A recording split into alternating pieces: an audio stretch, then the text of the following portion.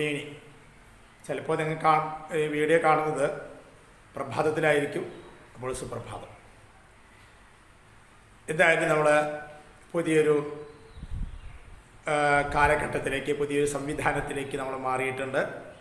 കഴിഞ്ഞ ക്ലാസ് നമ്മൾ ഗൂഗിൾ മീറ്റിൽ വളരെ സുന്ദരമായിട്ടുള്ള എല്ലാവരെയും കണ്ടുകൊണ്ടുള്ള ഒരു ക്ലാസ്സായിരുന്നു. എല്ലാ ക്ലാസ്സുകളും നമുക്ക് അങ്ങനെ സാധിക്കില്ല. അതുമായിട്ട് കുറച്ച് പ്രായോഗിക ബുദ്ധിമുട്ടുകളുണ്ടല്ലോ. അപ്പോൾ ചില വിഷയങ്ങളെക്കുറിച്ചുള്ള ക്ലാസ്സുകൾ നാം ഇതുപോലെ യൂട്യൂബ് വഴിക്കോ അല്ലെങ്കിൽ മറ്റേത് സംവിധാനത്തിൽ നിങ്ങൾക്ക് വീഡിയോകൾ അയച്ചു തരും. അതിൽ നിന്ന് കാര്യങ്ങളുടെ അടിസ്ഥാനപരമായ കാര്യം മനസ്സിലാക്കിയ ശേഷം പിന്നീട് നമുക്ക് ഡിസ്കസ് ചെയ്യാം. അപ്പോൾ ലൈവ് ക്ലാസ്സിലേക്ക് പറഞ്ഞ 1-2 കാര്യങ്ങളുണ്ട്. 4 വിധത്തിലാണ് നാം ക്ലാസ് എടുക്കുന്നത്.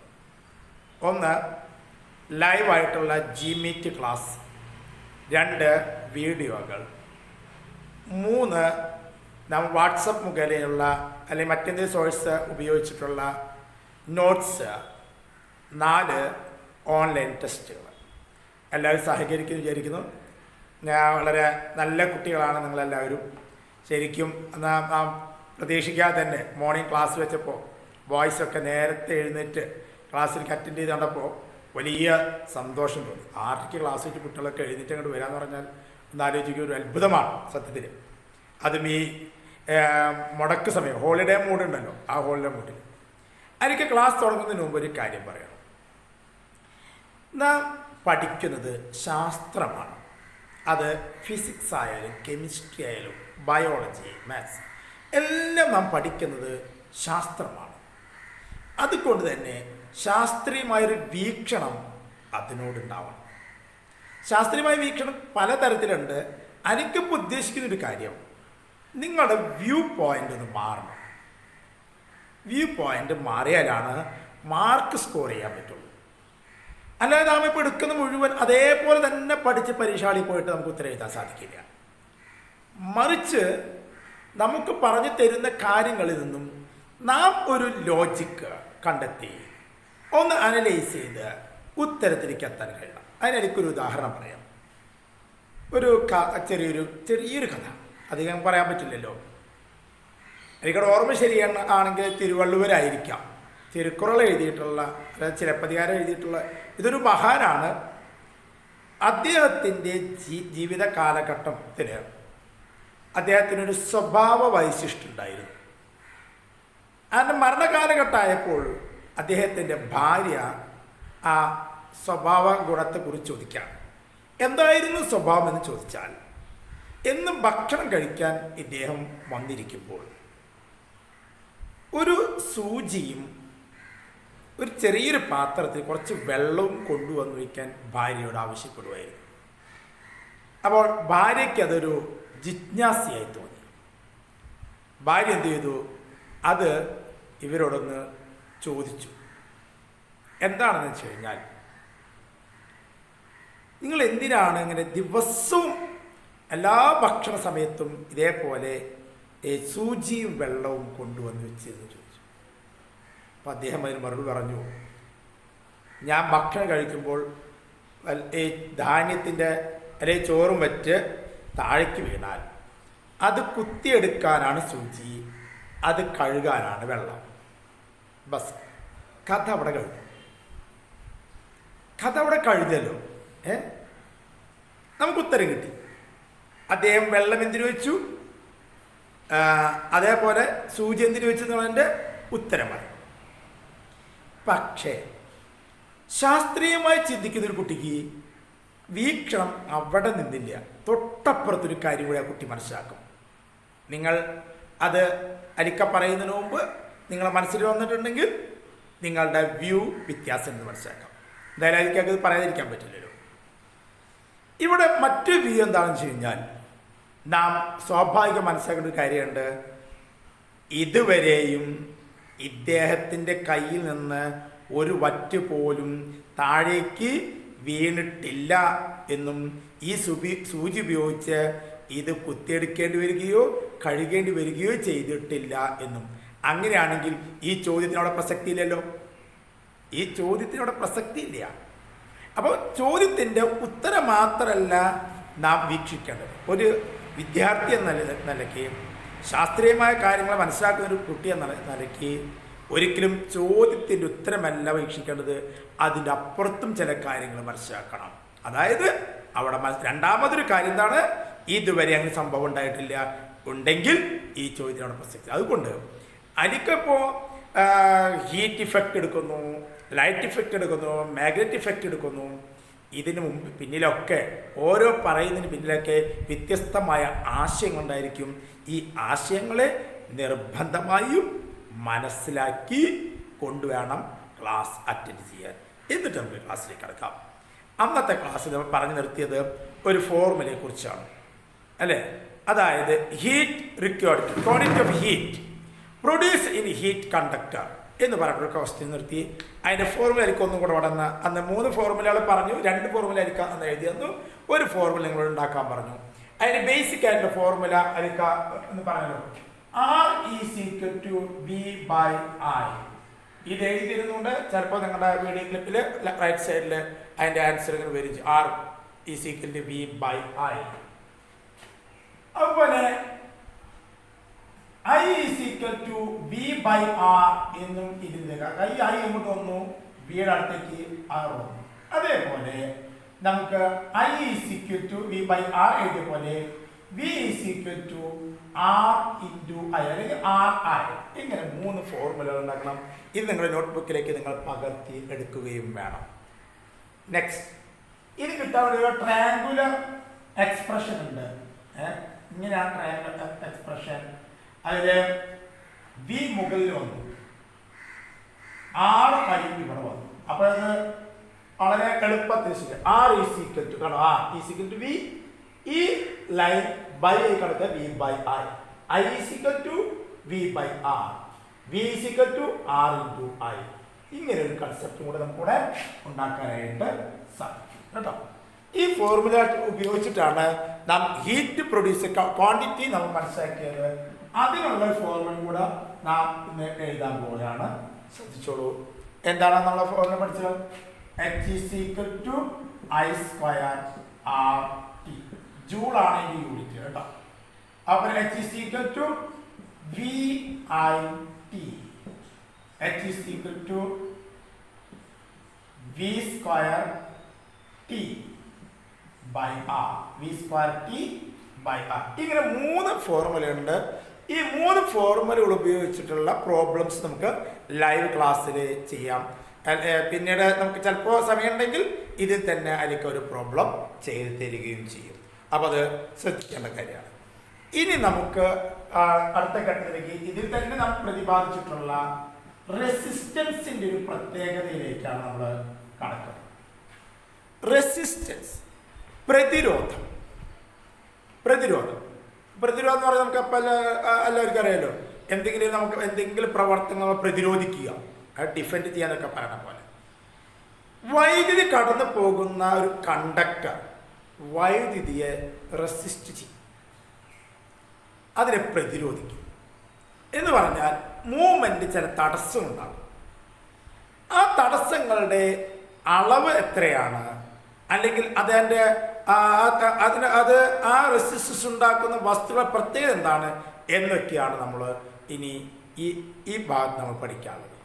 റെസിസ്റ്റൻസ് ഉണ്ടാക്കുന്ന ചില കാര്യങ്ങൾ. റെസിസ്റ്റേഴ്സ് ഉപയോഗിച്ചിട്ടാണ് നമ്മൾ കണക്കാക്കുന്നത്. ആ ബൾബായാലും അങ്ങനെ തന്നെ നമുക്ക് കണക്കാക്കാം. റെസിസ്റ്റേഴ്സ് ചിഹ്നം നോക്കൂ. റെസിസ്റ്റേഴ്സ് ഇതാണ് അതിൻ്റെ സിമ്പൽ. ചിലപ്പോൾ അവിടെ നമുക്ക് കാണിച്ചു തരാം, ചിലപ്പോൾ അല്ലെ ഇവിടെ നോക്കാം. റെസിസ്റ്റൻസ് ഇതാണ്. ഈ റെസിസ്റ്റൻസ് ഉണ്ടാവുന്നതിൻ്റെ യൂണിറ്റ് അത് ഓം എന്നാണ് പറയുന്നത്. ഓം. അതിൻ്റെ സിമ്പൽ ഇങ്ങനെയാണ്. ഓം എന്ന് പറയുമ്പോൾ OHM ആണ് കേട്ടോ, റെസിസ്റ്റൻസ് ഓ.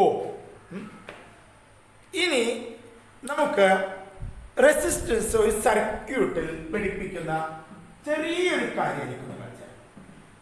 ഒരൊറ്റ റെസിസ്റ്റൻസ് പിടിപ്പിക്കുന്ന ഒരു സർക്യൂട്ട് നോക്കൂ. വളരെ സിമ്പിളായിട്ടൊരു സർക്യൂട്ട്. ഇങ്ങനെ മാർക്ക് ചെയ്തു. നമുക്കിവിടെ ഒരു സ്വിച്ചിനൊരു പൊസിഷൻ കൊടുത്തു. വേണമെങ്കിൽ ഇവിടെ നിന്നിങ്ങനെ കാണാം. ഇതിങ്ങനെ മാറ്റി നമ്മൾ അവിടേക്ക് കൊണ്ടുവന്ന് ഒരു സ്വിച്ച് നമുക്ക് കൊടുക്കാം. നിർബന്ധം വളരെ സിമ്പിൾ സർക്യൂട്ട് ഇങ്ങനെ എടുത്ത് കൊടുത്തത് മാത്രമല്ല, ഇങ്ങനെ ഒരു സർക്യൂട്ട്.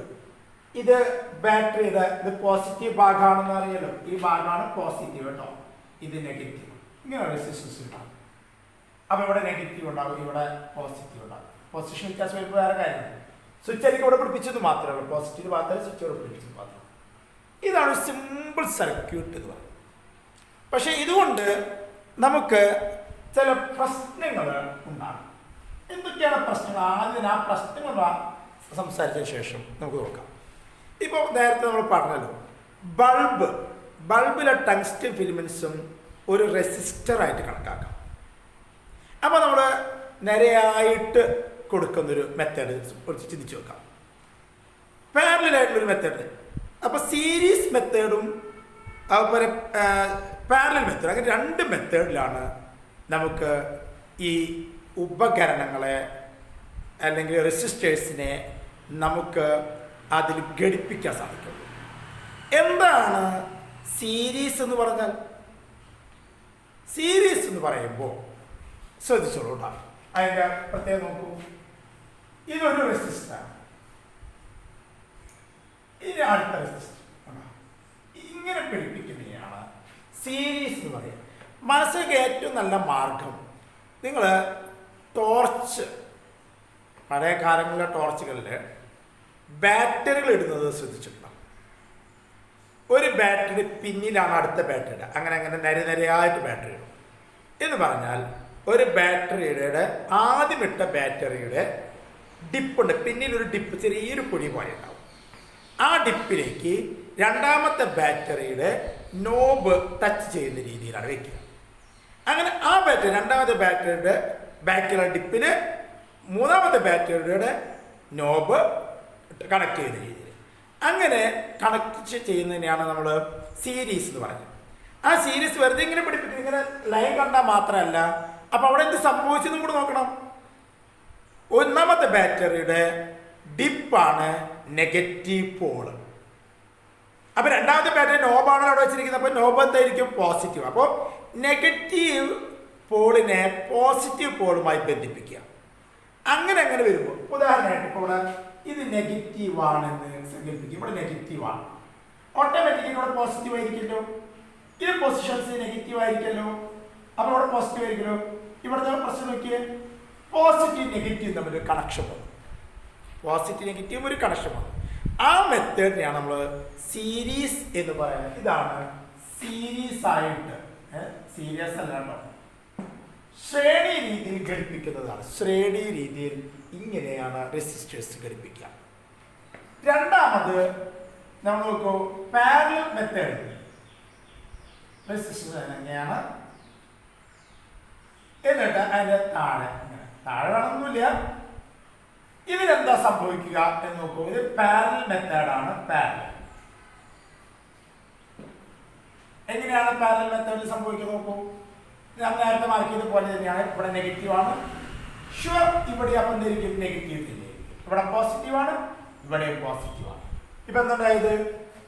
ഒരേ സെയിം പോളുകൾ ഒരേപോലെ ഘടിപ്പിച്ചിരിക്കുകയാണ്. സെയിം പോളുകൾ നെഗറ്റീവ് നെഗറ്റീവുമായി കണക്ട് ചെയ്തിരിക്കുന്നു, പോസിറ്റീവ് പോസിറ്റീവുമായി കണക്ട് ചെയ്തിരിക്കുന്നു. ഇങ്ങനെയുള്ള സംവിധാനത്തെയാണ് നാം പാരലലായിട്ട് ക്രമീകരിച്ചു എന്ന് പറയാം. പാരലൽ ക്രമീകരണം നടത്തിയത് ഇങ്ങനെയാണ് എന്നാണ് നമ്മൾ പറയേണ്ടത്. അപ്പോൾ നമുക്ക് ഇതിൻ്റെ എന്തെല്ലാമാണ് ഇതിൻ്റെ പ്രത്യേകതകൾ എന്ന് നോക്കാം. ഈ പാരലൽ മെത്തേഡ് ഒരു കണക്ഷനാണ്. നിങ്ങളുടെ വീട്ടിലെ റിമോട്ടുകളിലെ ബാറ്ററികൾ നോക്കിയിട്ടുണ്ടാവും. അതിങ്ങനെ ഒരു നോബിൻ്റെ മുകളിലെല്ലാം മറ്റേ നോബ് ഉണ്ടാവും. അതിങ്ങനെ എന്ത് ചെയ്യും? ഒരെണ്ണത്തിന് പാരലലായിട്ട് തൊട്ടടുത്താണ് മറ്റൊരു ബാറ്ററി അതിൽ ആഡ് ചെയ്യും. ഈ പാരലൽ സീരീസ് മെത്തേഡിൽ ചില കാര്യങ്ങൾ ശ്രദ്ധിച്ചു കഴിഞ്ഞാൽ ഒരു കാര്യം കൂടി മനസ്സിലാക്കേണ്ടത്, നമ്മുടെ വീടുകളിലേക്കുള്ള എല്ലാ ഇലക്ട്രിഫിക്കേഷൻ, വൈദ്യുതീകരണം, ഹൗസ് ഹോൾഡ് ഇലക്ട്രിഫിക്കേഷൻ, ഗൃഹവൈദ്യുതീകരണം മുഴുവൻ പാരലൽ മെത്തേഡിലാണ്. എന്താണ് പാരലൽ മെത്തേഡ് സംഭവിക്കുന്നത് വെച്ച് കഴിഞ്ഞാൽ, നമുക്കൊരു പോസിറ്റീവ് ലൈൻ ഉണ്ടാവും, ഒരു ന്യൂട്രൽ ലൈൻ ഉണ്ടാവും. ആ ന്യൂട്രൽ ലൈൻ എല്ലാ ഉപകരണവുമായിട്ട് ഇങ്ങനെ കണക്ട് ചെയ്ത് പോയിരിക്കും. മറ്റ് പോസിറ്റീവ് ലൈനോ, പോസിറ്റീവ് ലൈൻ എന്ന് പറയുന്ന ആ പറയുന്ന ലൈൻ അതിലെയോ അത് ഏത് ലൈനിലായിട്ട് നമുക്ക് കണക്ട് ചെയ്യാം? ഓരോ സ്വിച്ചുമായിട്ട് കണക്ട് ചെയ്തു. അത് നമുക്ക് കുറിച്ച് പിന്നീട് ചർച്ച ചെയ്യാം. എന്തിനാണ് അങ്ങനെ കണക്ട് ചെയ്യുന്നത് എന്നല്ലേ, ബൾബുകൾ നേരെ ഘടിപ്പിച്ച് കഴിഞ്ഞാൽ ഉണ്ടാകുന്നൊരു പ്രോബ്ലത്തെ കൂടി നമുക്ക് ചർച്ച ചെയ്യാം. അത് ചർച്ച ചെയ്തിട്ട് നമുക്ക് അടുത്തേക്കാം. റെസിസ്റ്റൻസിന് പകരം നാം ബൾബുകൾ ഇങ്ങനെ ഘടിപ്പിച്ചു. ബൾബ് ഘടിപ്പിച്ചു. ഇതിന് കണക്ഷൻ കൊടുത്തു കഴിഞ്ഞാൽ ഉണ്ടാകുന്ന പ്രോബ്ലം എന്താണെന്നറിയോ? ഈ ബൾബിനും ഈ ബൾബിനും നമ്മൾ ഇവിടെ ഒരു സ്വിച്ച് ഉപയോഗിച്ച് കഴിഞ്ഞാൽ എന്തുണ്ടാവുന്നു? ഈ സ്വിച്ച് ഓൺ ചെയ്താൽ ഈ രണ്ട് ബൾബും കത്തും. എന്നാൽ ഇവിടെ ഒരു സ്വിച്ച് പിടിപ്പിച്ചു, ഇവിടെ നമ്മളൊരു സ്വിച്ച് ഇങ്ങനെ പിടിപ്പിച്ചേക്കാം. അങ്ങനെ വരുമ്പോ ഈ രണ്ടാമത്തെ B1 B2 ബൾബാണ് നമുക്ക് കത്തിക്കേണ്ടത് വിചാരിക്കുക.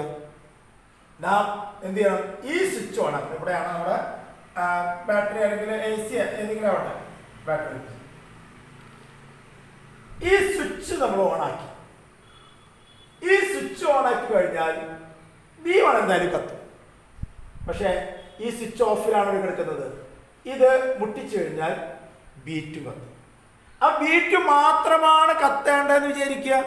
അങ്ങനെ വന്നാലെന്നുണ്ടാവാം, B2 മാത്രം കത്തണം എന്ന് നാം വിചാരിച്ചാലും ഈ സ്വിച്ച് ഇടുന്നതോടുകൂടെ ഓൾറെഡി B1 കത്തും.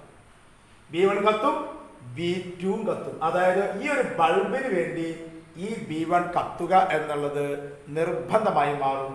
അനാവശ്യമായി ഒരു ഉപകരണം പ്രവർത്തിച്ചു. മറ്റൊന്ന്, ഇവിടേക്ക് ലഭിക്കുന്ന ആ ഇതിൻ്റെ പ്രകാശത്തിൻ്റെ തീവ്രത രണ്ടാമത്തെ സീരീസ് ആയി പിടിപ്പിക്കുമ്പോൾ തീവ്രത കുറയുകയും ചെയ്യും. അങ്ങനെ ചില പ്രശ്നങ്ങൾ സീരീസ് ആയി പിടിപ്പിക്കുന്നതിനുണ്ട്. എന്നാൽ പാരലൽ പിടിപ്പിക്കുമ്പോഴോ എല്ലാ ബൾബുകളും ഒരേ നിലവാരത്തിൽ, ഒരേ വോൾട്ടേജിൽ, ഒരേ പവറിൽ കത്തുക എന്നുള്ള പ്രോസസ് നടക്കും. ഇനി നമുക്ക് ഒരു പാരലൽ പിടിപ്പിച്ചെന്ന് വിചാരിക്കാം. ഒരു ബൾബ് നമുക്ക് ഇവിടെ പഠിപ്പിച്ചു. ഇവിടെ നമുക്ക് സ്വിച്ച്, ഇവിടെ നമുക്ക് സ്വിച്ച് കൊണ്ട് പിടിപ്പിച്ചു. ഇവിടെ നമ്മൾ സ്വിച്ച് പിടിപ്പിച്ചു. ഇവിടെ എന്താണ് സംബന്ധിച്ച് നിങ്ങൾ ആലോചിച്ച് നോക്കിയാൽ തന്നെ അറിയാൻ എന്താണ്ടാവുക. അതായത് ഈ സ്വിച്ച് ഉപയോഗിച്ച് ഈ ബൾബ് കത്തിക്കാം, ഈ സ്വിച്ച് ഉപയോഗിച്ച് ഈ ബൾബ് കത്തിക്കാം. ഈ ബൾബ് കത്താൻ ഈ ബൾബ് കത്തേണ്ട ആവശ്യമില്ല, B2 കത്തേണ്ട ആവശ്യമില്ല. അപ്പോൾ B1 കത്താൻ B2 കത്തേണ്ട ആവശ്യമില്ല, B2 കത്താൻ B1 കത്തേണ്ട ആവശ്യമില്ല. അപ്പോൾ നമുക്ക് ഓരോ ഉപകരണത്തെയും വ്യത്യസ്തമായ സ്വിച്ചുകളിൽ ക്രമപ്പെടുത്താനായിട്ട് ഈ സംവിധാനത്തിന് കഴിയും. അത് എനിക്ക് ഒരു പ്രാഥമികമായ കാര്യങ്ങളായിട്ട് പറഞ്ഞത് മാത്രമേ ഉള്ളൂ. നമ്മുടെ വിഷയത്തിലേക്ക് നമ്മൾ കടന്നിട്ടില്ല. ഇനി നമുക്ക് ഇതിൻ്റെ റെസിസ്റ്റൻസ് വോൾട്ടേജിനെ കുറിച്ച് നമുക്കൊന്ന് നോക്കിയേക്കാം കേട്ടോ. അതായത് ഇങ്ങനെ പിടിപ്പിക്കുമ്പോൾ ഉണ്ടാകുന്ന ഇഫക്റ്റീവ് റെസിസ്റ്റൻസ് എന്ന് പറയുന്നൊരു കാര്യമാണ്. അതിലേക്ക് നമുക്ക് കിടക്കാം. അതായത് റെസിസ്റ്റർ, സീരീസ്, ഇനി ഇഫക്റ്റീവ് റെസിസ്റ്റൻസ് നമുക്ക് നോക്കിയേക്കാം. ഇഫക്റ്റീവ് റെസിസ്റ്റൻസ് അത് കാണാൻ ഫോർമുല ശരിക്കും പറയുകയാണെങ്കിൽ അതിനൊരു ഫോർമുലറ്റ് ഡെറിവേഷൻ ഉണ്ട്. എനിക്ക് ഡെറിവേഷൻ തരുന്നില്ല. ഡെറിവേഷൻ പിന്നീട് നമുക്ക് ലൈവ് ക്ലാസ്സിൽ പറയാം എങ്ങനെയാണ് ഡെറിവേഷൻ എന്നുള്ളത്. നാം ആ ഫോർമാറ്റിലാണ് R is equal to R1 plus R2 plus R3. Series connection ഇങ്ങനെയാണ്. ഒന്നാമത്തെ, രണ്ടാമത്തെ, മൂന്നാമത്തെ ഇങ്ങനെ ഉണ്ടെങ്കിൽ ഇത് R1 R2 R3. Effective resistance, സഫല പ്രതിരോധം എന്ന് പറയും. സഫല പ്രതിരോധം കിട്ടാൻ വേണ്ടിയിട്ട് എന്തുണ്ടാവും? ഇതെല്ലാം കൂടെ ആഡ് ചെയ്തിട്ടാണ് നമുക്ക് അതിൻ്റെ ഇഫക്റ്റീവ് റെസിസ്റ്റൻസ് കിട്ടുക. നമുക്ക് ചെറിയൊരു പ്രോബ്ലം ഇതിനോടനുബന്ധിച്ച് നമുക്ക് ചെയ്ത് നോക്കാം. എല്ലാവരും ശ്രദ്ധിച്ചോളാം. നമുക്കൊരു സർക്യൂട്ട് തരാം. സർക്യൂട്ട് ഇങ്ങനെ തോന്നും.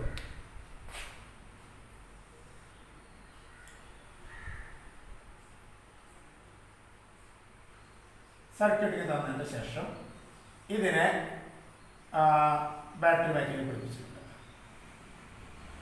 ഓക്കെ, ഇത് 2 ഓം, 3 ഓം, 5 ഓം, 12 വോൾട്ട്. നമ്മോട് ഇതില് ചോദിക്കുന്ന 1-2 കാര്യങ്ങളുണ്ട്. ഇത് എത്രയാണ് ഇതിന്റെ ഇഫക്റ്റീവ് റെസിസ്റ്റൻസ് എന്ന് ചോദിക്കാം. ഇതിന്റെ റെസിസ്റ്റൻസ് എത്രയാണ്, അപ്പൊ ഈ കറണ്ട് എത്രയാണെന്ന് ചോദിക്കാം. രണ്ടും നമുക്ക് കാണാം. ശരി, ആദ്യം നമുക്ക് resistance effective R1 plus R2 plus R3. എങ്ങനെ? 2 plus 3 plus 5 is equal to 10 ohm ആണ് ഇതിന്റെ ഇഫക്റ്റീവ് റെസിസ്റ്റൻസ്. 10 ഓം. ഇനി അതിന്റെ കറണ്ട് ചോദിക്കാൻ പറ്റും. I സമം V/R ആണ് ഫോർമുല. V 12 വോൾട്ട് ഓൾറെഡി തന്നിട്ടുണ്ട്. R നമുക്ക് 10 കിട്ടി. 10 സമം 1.2 ആംപിയർ. ഇതിനാണ് A ആണ്, ആംപിയർ ആണ് അതിന്റെ യൂണിറ്റ്. A കൊണ്ട് സൂചിപ്പിക്കുന്നത് 1.2 ആംപിയർ. ചിലപ്പോ നമ്മോട് ചോദിക്കാറുണ്ടോ, ഒരു ജസ്റ്റ് ഒരു കാര്യം ഓപ്പൺ ചെയ്ത് പറയാണ്. സീരീസ് ആയി പിടിപ്പിച്ചിട്ടുള്ള ഇങ്ങനെ 3 റെസിസ്റ്റൻസിന് പ്രവർത്തിക്കാൻ വേണ്ട ഉപയോഗയോഗ്യമായ ഒരു സ്വിച്ച് എത്ര ആംപിയറിലാകണമെന്ന് ചോദിക്കുകയാണ്. നമുക്ക് കറണ്ട് കടന്നു പോകാനുള്ള ഒരു ഇത് മിനിമം 1.2 ആംപിയർ വേണം. അപ്പൊ അതിനെ റൗണ്ട് ആക്കിയിട്ട് 2 ആംപിയർ, അത് മുകളിലോട്ട് എടുക്കാൻ പാടുള്ളൂ, താഴേക്ക് എടുക്കാൻ പാടില്ല. കാരണം അത് 1 അല്ലെങ്കിൽ 1 ആംപിയർ ആണെങ്കിൽ ആ സ്വിച്ചിലൂടെ ഈ കറണ്ട് കടന്നു പോകുമ്പോൾ അത് അതിന് കേട് സംഭവിക്കാനുള്ള സാധ്യതയുണ്ട്. 1.2 മാറ്റിയിട്ട് അതെന്ത് ചെയ്യണം, 1.5 ആംപിയർ നമുക്ക് തരാണെങ്കിൽ അങ്ങനെ എഴുതാം, അല്ലെങ്കിൽ 2 ആംപിയറിൽ നമ്മൾ എഴുതി വയ്ക്കണം. ശരി, ഇത് എല്ലാവർക്കും മനസ്സിലായിട്ടാവും വിചാരിക്കുന്നു. ഇങ്ങനെയാണ് സീരീസ് മെത്തഡ് സർക്യൂട്ടിന്റെ ഇഫക്റ്റീവ് റെസിസ്റ്റൻസും അതിലുള്ള കറണ്ടും കാണുന്നത്. ഈ 2 അളവുകളും കുട്ടികളുടെ മനസ്സിൽ ഇതൊക്കെ. ഇത് 10 ഓം ആണ് കിട്ടിയത്, ഇത് 1.2 ആംപിയർ ആണ് കിട്ടിയത്. ഇനി നമുക്ക് ഇതേ അളവുകളുള്ള ഒരു പാരലൽ കണക്ഷൻ നമുക്ക് നോക്കിയേക്കാം. ഇതേ അളവുള്ള പാരലൽ കണക്ഷൻ ഇങ്ങനെ വരും. നമുക്കിങ്ങനെ എടുക്കുന്നു.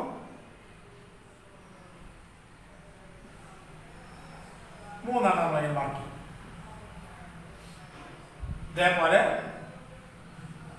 നമ്മൾ മാർക്ക് ചെയ്ത് വയ്ക്കുകയാണ്. Yes, okay. 12 വോൾട്ട് ഇവിടെ, 2, 3, 5 ഓമിന്റെ 3 റെസിസ്റ്റൻസ് നമ്മളിവിടെ കിട്ടും. പാരലൽ മെത്തേഡ് കാണാനുള്ള ഫോർമുല ഇങ്ങനെയാണ്. 1/R is equal to 1/R1. Board തെളിച്ചിട്ടുണ്ടെന്ന് അറിയില്ല, എനിക്ക് അവിടെ എഴുതാൻ പറ്റി. 1/R2 plus 1/R3. 1/R1 plus 1/R2 plus 1/R3 ആണ് ഇതിന്റെ formula. 1/R is equal to, സാധ്യമാണെങ്കിൽ എനിക്കത് പിക്ചറിൽ വീഡിയോ ക്ലിപ്പ് തരുമ്പോൾ ഇത് ഫോർമുല ഒക്കെ റൈറ്റ് സൈഡിൽ തരാം കേട്ടോ. 1/R is equal to 1/R1 എത്ര, 1/2 plus 1/3 plus 1/5 is equal to. ആദ്യം ഇത് ചെയ്യാം. ഞാൻ എല്ലാ സ്റ്റെപ്പായിട്ട് ചെയ്യുന്നത് എളുപ്പത്തിലുള്ള കാര്യങ്ങളൊക്കെ പറയാം. ഇത് എളുപ്പത്തിൽ ചെയ്യുന്നത് നമ്മൾ കഴിഞ്ഞ വർഷം ഭിന്നസംഖ്യ ചെയ്ത് പഠിച്ചിട്ടുണ്ട്. പക്ഷെ നമ്മൾ ഇങ്ങനെ ചെയ്തു 1, 3, 3, 2, 5 അല്ലേ. അപ്പൊ എത്ര 2 പ്ലസ് 3/6 പ്ലസ് 1/5 5/6 പ്ലസ് 1/5. എനിക്ക് എല്ലാ സ്റ്റെപ്പും ചെയ്തിട്ടുണ്ട് കേട്ടോ. അപ്പോ 25 പ്ലസ് 1/30 26/30. ശ്രദ്ധിച്ചോളൂ കേട്ടോ. 1/R is equal to 26/30. 2, 3, 5, 23, 6 by 1 plus 1/5. പിന്നെ 5 5/6 പ്ലസ് 1/5. 5 into 5 25. 5 into 1 into 6 6. അപ്പോ 31 31/30. 1/R is equal to 31/30. നമുക്ക് 1/30 31/30. R എഴുതുമ്പോൾ ഇങ്ങനെയാണ്, R ഈസ് ഈക്വൽ ടു 30/31. നമുക്ക് ഇത് 1/R ആണ്. അതിന്റെ റെസിപ്രോക്കൽ എഴുതാം. 30/31 ആണ് അതിന്റെ ഇഫക്റ്റീവ് റെസിസ്റ്റൻസ് കിട്ടുക. ഇത്ര ഓം ആണ് കിട്ടുക. അപ്പോൾ വരുമ്പോൾ നമുക്ക് 31 ഇപ്പോ 0.something വരുള്ളൂ അല്ലെ. നേരത്തെ അളവ് ഇത് വെച്ച് നോക്കുമ്പോൾ വളരെയധികം ഇഫക്റ്റീവ് റെസിസ്റ്റൻസ് കുറയാണ് ചെയ്യും. ഇഫക്റ്റീവ് റെസിസ്റ്റൻസ് കുറയും. ഇനി നമുക്ക് അതിന് കാര്യം നോക്കാം. ഐസർ V/R ആണല്ലോ. V 12 divided by 30/31. അപ്പോൾ 12 ഇൻറ്റു 31/30. 12നെ നമുക്ക് ക്യാൻസൽ 3 4 അല്ലേ, ഇതിൽ 10 പ്രാവശ്യം. അപ്പൊ 10 ഒരു 4 ഒരു 12 124/10 12.4 തെളിച്ചുണ്ടാവും തോന്നുന്നില്ല. അതൊക്കെ ഇത് ചെയ്ത് കാണിച്ചു തരാം കേട്ടോ. വേറെ നിങ്ങൾക്ക് വീഡിയോ ക്ലിപ്പിലേക്ക് കാണാം. 12.4 കറണ്ട് വന്നു. 12.4 കേട്ടോ. ഇനി നമ്മൾ ശ്രദ്ധിക്കേണ്ട 1-2 കാര്യം പറയുന്നത് നല്ല നോക്കും. സീരീസ് ആയി പിടിപ്പിച്ചപ്പോൾ ഇഫക്റ്റീവ് റെസിസ്റ്റൻസ് കൂടി. ശ്രദ്ധിച്ചോട്ടോ. സീരീസ് ആയി പിടിപ്പിച്ചപ്പോൾ ഇഫക്റ്റീവ് റെസിസ്റ്റൻസ് കൂടി, കറണ്ട് കുറഞ്ഞു. പാരലൽ പിടിപ്പിച്ചപ്പോൾ ഇഫക്റ്റീവ് റെസിസ്റ്റൻസ് കുറഞ്ഞു. കറണ്ട് കൂടി. ഈ ഡിഫറെൻ്റ് ആയിട്ടുള്ളൊരു കാര്യമുണ്ട്. അപ്പം അത് നിങ്ങളുടെ ടേബിളിൽ, നമ്മുടെ ടെക്സ്റ്റിൽ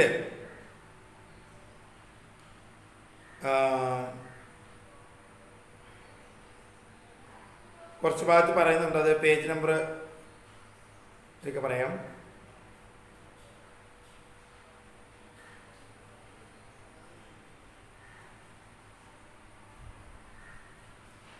ടേബിൾ 1.5 എല്ലാവരും എഴുതിയെടുത്തിട്ട് അത് കാര്യങ്ങൾ അതിൽ ഇഫക്റ്റീവ് റെസിസ്റ്റൻസ് ചോദിക്കുന്നുണ്ട്. Voltage obtained in each resistance ചോദിക്കുന്നുണ്ട്. കറണ്ട് ത്രൂ ഈച്ച് റെസിസ്റ്റൻസ് പറയുന്നുണ്ട്. ടേബിൾ എഴുതി വെച്ചതിന് ശേഷം എന്ത് ചെയ്യണം, നിങ്ങളത് സംശയം പിന്നീട് ചോദിക്കാം. ടേബിൾ എഴുതി വെച്ചിട്ട് നിങ്ങൾക്ക് പറ്റുന്ന ആൻസറുകൾ അതിലേക്ക് എഴുതി കൊണ്ടുവരികയും വേണം. ഇതാണ് ആ ഭാഗത്തെക്കുറിച്ച് പഠിക്കാനുള്ളത്. പിന്നെ ടേബിൾ 1.6 അതുപോലെ തന്നെ നിങ്ങൾ എഴുതി വെക്കണം കേട്ടോ. ഈ കണക്കും നല്ലവണ്ണം നോക്കണം. ഇനി ഒരു കാര്യം കൂടി ഇതിലുണ്ട്. നമുക്ക് ആ ഭാഗം ഞാൻ അതിലേക്ക് അവസാനിപ്പിക്കാൻ പോവാണ്. സീരീസും പാരലലും തമ്മിൽ ഘടിപ്പിക്കുന്ന ഒരു മെത്തേഡ്, അത് നമുക്ക് വർക്കൗട്ട് ചെയ്യുമ്പോൾ നോക്കാം. ഇനി ഇത് ഉപയോഗിച്ചിട്ട് പ്രവർത്തിക്കുന്നതാണ് ഹീറ്റ് ഇഫക്റ്റ് ഉപയോഗിച്ച് ഉള്ള പ്രവർത്തനം ആണ്. നിങ്ങൾ ഫിഗർ 1.8 നോക്കി അറിയാം. സോൾഡറിങ് അയൺ ഉണ്ട്, ഇലക്ട്രിക് കുക്കർ ഉണ്ടായിരിക്കും, പിന്നെ ഹീറ്റർ. ഇതൊക്കെ ഈ ഹീറ്റിംഗ് ഇഫക്റ്റ് ഉപയോഗിച്ച് പ്രവർത്തിക്കുന്ന ഉപകരണങ്ങളാണ്. മറ്റൊരു അപ്ലയൻസ് കുറിച്ച് അതിൽ പറയുന്നുണ്ട്. വിതൗട്ട് ഹീറ്റിംഗ് കോയിൽ ഇല്ലാതെ പ്രവർത്തിക്കുന്ന മൈക്രോ ഓവൻ, അതേപോലെ ഇൻഡക്ഷൻ കുക്കറിനെ കുറിച്ച് അവിടെ പറയുന്നുണ്ട്. അത് നിങ്ങൾ നോക്കിക്കോളൂ. ഇനി മറ്റൊരു ഉപകരണത്തെ കുറിച്ച് നമുക്കൊന്ന് ചർച്ച ചെയ്യാം. Safety fuse. നമ്മുടെ വീടുകളിലൊക്കെ പലതരം ഫ്യൂസുകൾ നിങ്ങൾ കണ്ടിട്ടുണ്ടാവും. ഫ്യൂസുകൾ പലതരമാണ്.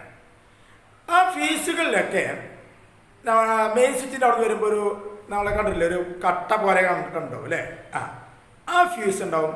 പിന്നെ നമ്മൾ TV അതേപോലെയുള്ള ഇതിലൊക്കെ ചെറിയ ഗ്ലാസിൻ്റെ റോഡിൻ്റെ ഉള്ളിൽ വെച്ചിട്ടുള്ള ഫ്യൂസ് ഉണ്ടായിരിക്കും.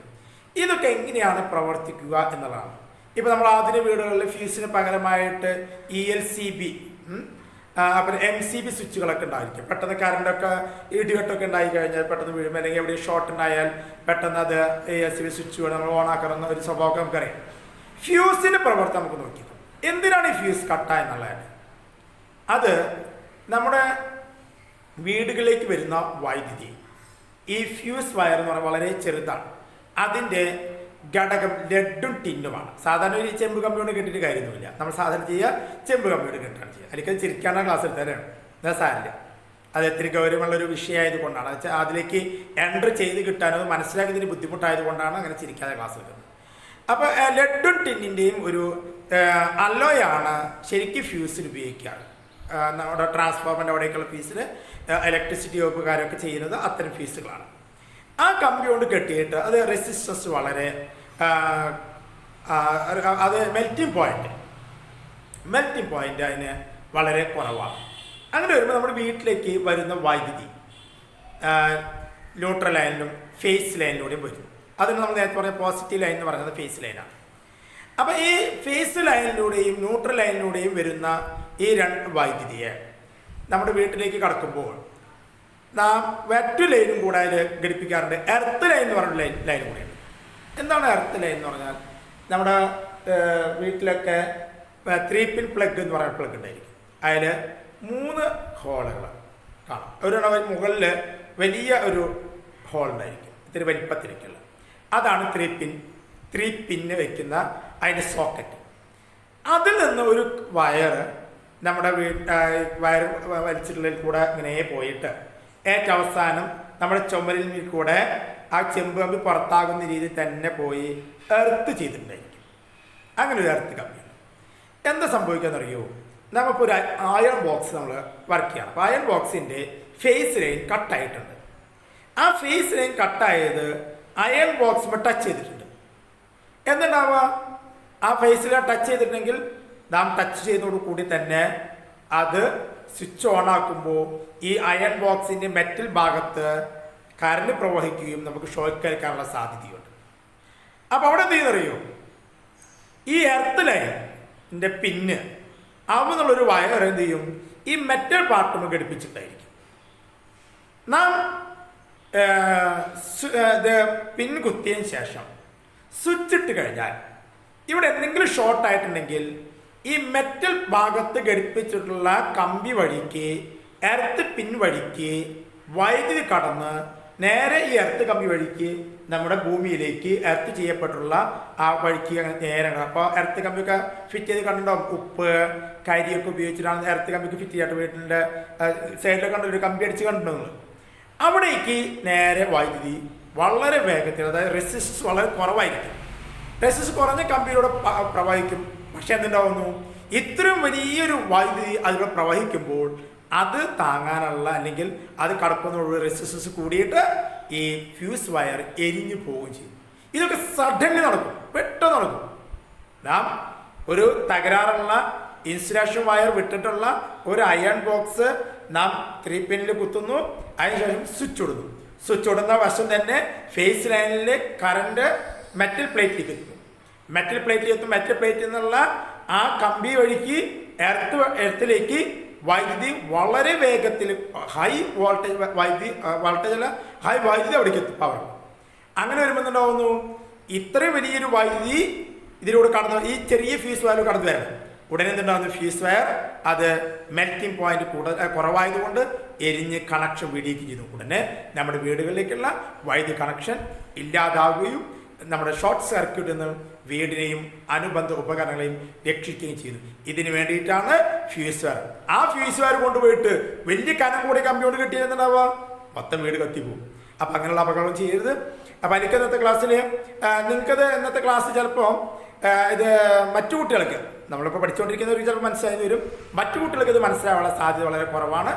എന്നാലും അത് നമ്മൾ ലൈവ് ക്ലാസ്സിൽ ഒന്നും കൂടെ ഇൻട്രൊഡ്യൂസ് ചെയ്ത് തരും. ബാക്കി കാര്യങ്ങൾ എനിക്കത് വീഡിയോ എഡിറ്റ് ചെയ്തതിന് ശേഷം നിങ്ങൾക്ക് തരും. എല്ലാവിധ ആശംസകളും. ഇത് വൈകുന്നേരം ക്ലാസ് എടുക്കുന്നത്. ഇപ്പോൾ സാറ്റർഡേ വൈകുന്നേരം ഒരു 6:20 ആയിട്ടുണ്ട്. അതിൻ്റെ 6 മണി കഴിഞ്ഞു കേട്ടോ. ശരി, ഓക്കെ, ഓൾ ദി ബെസ്റ്റ്. തിങ്കളാഴ്ച നമുക്ക് വൈകുന്നേരം 7 മണിക്ക് ലൈവിൽ കാണാം. Good bye.